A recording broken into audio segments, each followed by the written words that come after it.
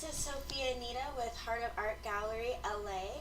I'm sitting here with Mistress Sophia, aka Our Lady of Hysteria, aka super feminist costumer and professional photographer Scarlet Rose. How are you today? I'm doing good. Great. We're going to ask you some questions. Can you tell us a little bit of just a brief summary of what cosplay is? Well, the word cosplay itself comes from basically combining costume and play, and a lot of people kind of put anything that's costuming in general under cosplay, especially if it's of a fictional character that already exists. But to me, it's really important to also embody the character, especially when I'm in the costume. So if I go to an event or I do a photo shoot, I try to basically act as that character would. So, can you tell us a little bit about Becky Albright and what she means to you? Yeah, basically, since I was a kid, like, I basically grew up on Batman, and he's my favorite superhero of all time, definitely. And my favorite villain from that universe was the Scarecrow. And probably my favorite Scarecrow comic is called Mistress of Fear, and it was just a one-shot comic back in the like the 90s. And basically, Becky was a girl who testified against Scarecrow in court and was not afraid of him. So he kind of targeted her at first and then became sort of fascinated by her because she was not afraid of him. And then he actually came to find out that her greatest fear was the same as his, which was being bullied by their peers because he was as a kid, and she was also because she had a disability. And I really liked the story because it didn't sexualize her, and it didn't try to make her a damsel, even though she had these crazy things happening to her.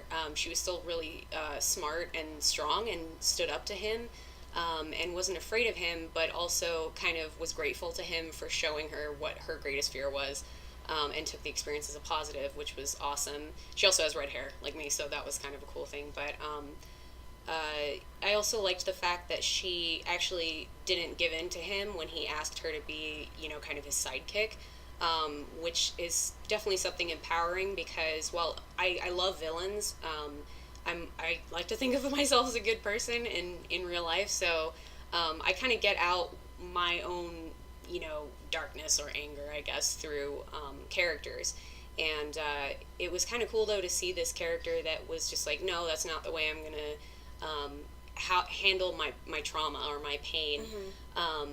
And the fact that she was disabled was really cool. It wasn't something that was defining the character. It was just who she was. She walked around with a cane, and I have a condition called EDS, and it's a disability, and I've had surgeries because of that, and it's affected my whole life. So that was another cool thing that kind of made me relate to the character. But with my costume, it obviously it's a version of her if she were Mistress of Fear, but my backstory on that is, I liked this comic and she only had the one, so I started thinking about alternate universes and how I think the character could maybe carry on again if they brought her back. And one of those alternate universes, I guess, would be if she did take up the title of Mistress of Fear, but if she did, it wouldn't be for Scarecrow, it would be for her own reasons. Exactly.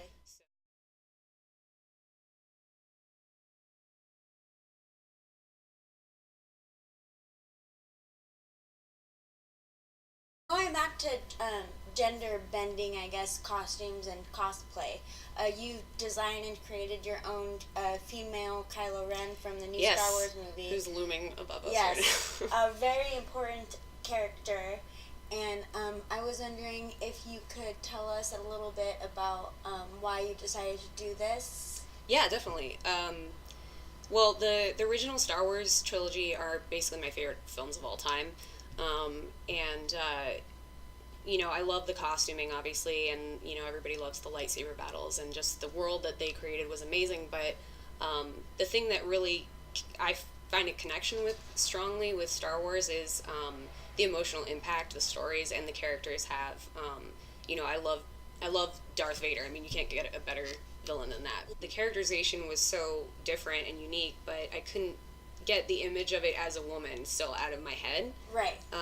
And I love all forms of creativity, but it's not like I go into a movie seeing a male character and going, oh, like, that should be cosplayed as a girl just because. Yeah. You know, just because it would be fun. You thought about it in a more complex, almost like mathematical, scientific way. Yeah, like if what, you're gonna what would it be like? Exactly. If you're going to be female Kylo Ren, how would your brain go in that and direction? how would the, you know, the different you know, things that she's gone through to get her to that point, or him, how would that translate to a female? Like, how would it be different? How would it be the same?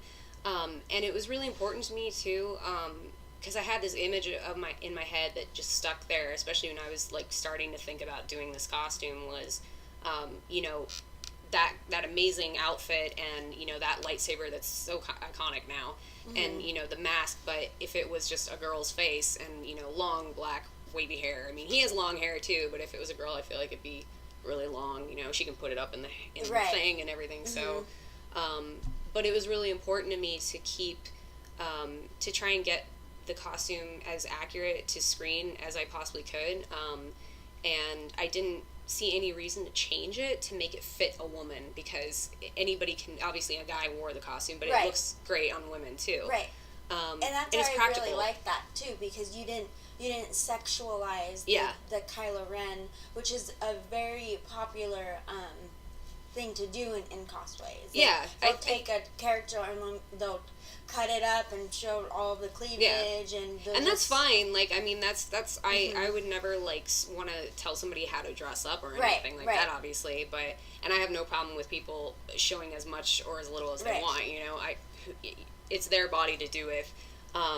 But you know, to me, it's just it's a case by case basis of whether it's practical for a character or not. And especially in this case, when I wanted it to really look like everything was the same, but it's a girl, and you know, it was just so well crafted. I didn't see any reason to change it, and you know, it didn't really need feminizing at all. It was just it's a woman wearing it, kind of like Captain Phasma. I mean, you know, it's a girl under there, you know, but it's what her costume is, you know, which I thought was really cool too, that they didn't sexualize the outfit, or you know, even try to super feminize her or anything too.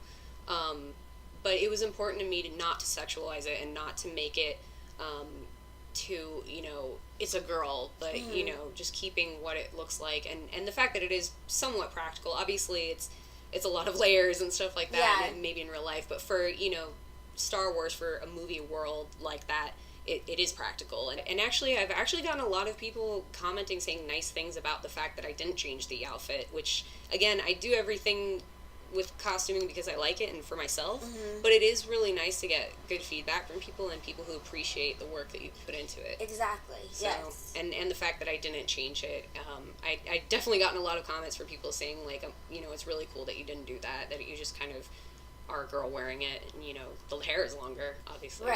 Right. So, but I think that's more practical too, because like when, you know, before my knees and stuff were really bad, when I was a kid I did martial arts, and I've always had long hair, and I used to just put it up, and it was easier when it was longer to put it in a bun or put it in a braid, so that's why I figured she could just put, you know, her hair up or whatever she needs to do, so.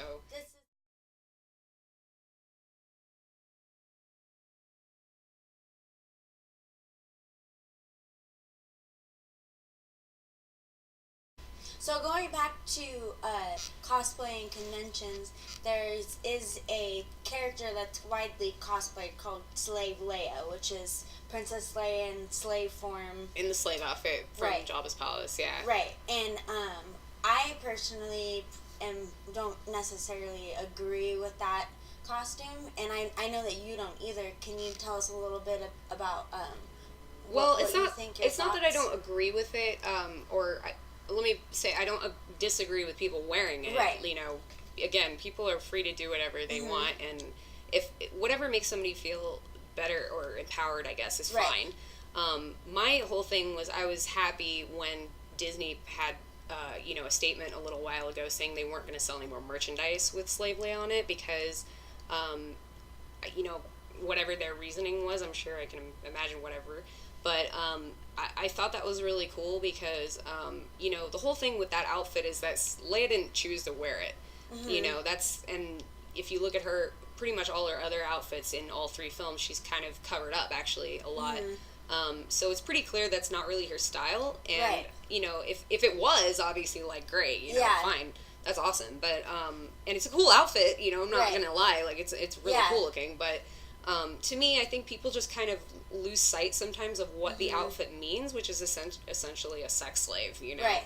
And, like, you know, it would be totally different to me. The message of that outfit, it being on, like, merchandise and stuff like that, is different if it was, you know, Leia chose to wear this or something. Right. But, obviously she didn't. She didn't It choose was to a wear giant, that. gross Right. space slug that Yeah, put her in it. So, totally. you know, it's just stuff like that. But I think it's just important to, like, have dialogue about stuff like that. And when I remember when Disney did put out that statement or whatever, like their PR people saying, like, we're not going to put this on merchandise anymore, I was really happy because there's, you know, there's so much, even just for a character like Boba Fett, there's like, you can buy a million Boba Fett things, but if you try to find Leia stuff as much as that, it's really hard. Yeah. And, like, you know, she was the only girl of the franchise or at least the iconic one that everybody knew And from she's the movies. also, a powerful, iconic female character Oh yeah, in totally. film. Yeah, so she's very powerful. important. Yeah, she's really important, and she Right. was, you know, so it's just, that was my whole thing with the outfit, was that I was